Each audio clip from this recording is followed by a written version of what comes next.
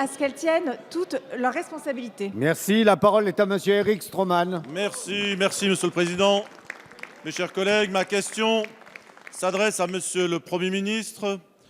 Le numéro 1 mondial de l'électroménager a annoncé ce mardi la fermeture de son usine d'Amiens qui compte 290 salariés. Monsieur le Premier ministre, vous avez exprimé hier dans cet hémicycle votre détermination à ne laisser aucun salarié au bord du chemin. Vous avez reçu le président de Whirlpool, qui est venu spécialement des États-Unis, pour lui rappeler que la loi Florange oblige les entreprises qui ferment à mettre la totalité des moyens dont elles disposent sur la table pour permettre la reprise, la poursuite de l'activité industrielle et le maintien de la totalité des emplois. Hier, sous la pression de François Hollande, notre président de la République, le conseil d'administration d'EDF a voté un accord actant la fermeture de la centrale de Fessenheim et donc la suppression de 2000 emplois. Ma question, Monsieur le Premier ministre, est simple et j'y associe mon collègue Michel Sordi. Allez-vous convoquer le président de la République, comme vous l'avez fait avec le président de Whirlpool, pour lui demander quelles sont les propositions sérieuses et crédibles de réindustrialisation du site de Fessenheim? Merci. Merci. La parole est à madame Ségolène Royal, ministre de l'Environnement. Oui, merci Monsieur le Président. Monsieur le député, mesdames et messieurs les députés, ce sujet, je pense, ne devrait pas nous opposer.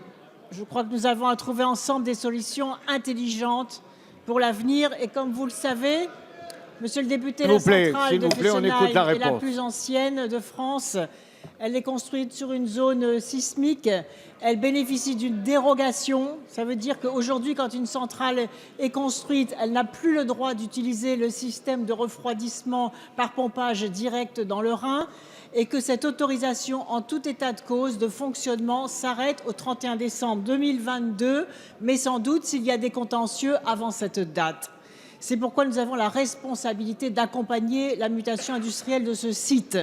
Et comme vous le savez, puisque ce processus maintenant est en cours, je vais pouvoir débloquer les investissements dans une dynamique franco-allemande, puisque les Allemands avaient suspendu leurs investissements industriels sur cette zone autour du projet, premièrement, de l'installation d'une usine de fabrication de batteries de 3e génération pour les véhicules électriques. Deuxièmement, nous allons pouvoir repositionner ce territoire comme territoire de projet pour l'implantation de l'usine Tesla qui doit venir en Europe.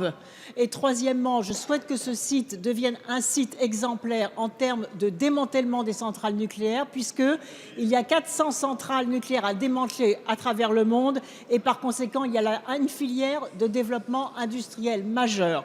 J'ajoute que contrairement à ce que vous venez de dire, il n'y a pas de 1000 suppressions d'emplois. La totalité des emplois sont maintenus sur ce territoire et plus nous travaillerons vite à la mutation industrielle vers les emplois du futur, plus nous donnerons de l'espoir à ce territoire qui le mérite. Merci madame la ministre.